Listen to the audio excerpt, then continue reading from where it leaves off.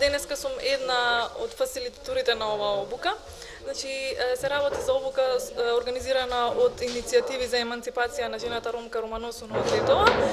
согласно проектот за општество без дискриминација, и ова е првата фаза од имплементација на проектот, каде што се обучуваат младите од сите националности за тоа што е дискриминација, што се стереотипи, предрасуди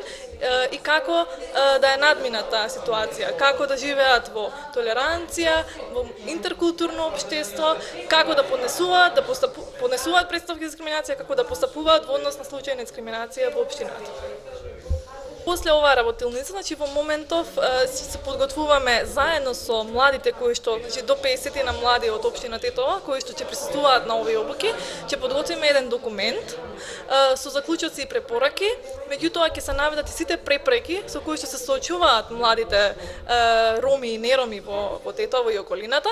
и ќе наведат заклучоци и препораки како да се надминат тие ситуации, како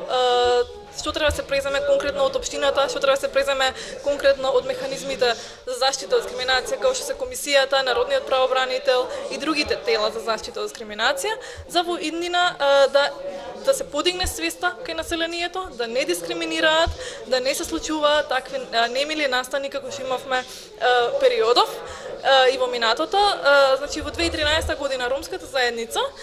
беше прогласена за една од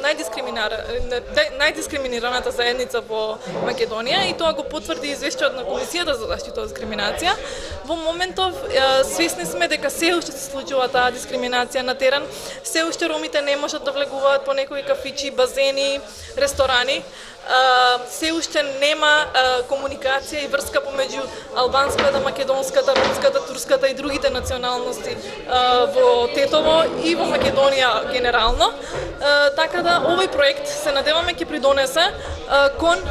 развивање на тој интеркултурализам и развивање на тој соживот кој што го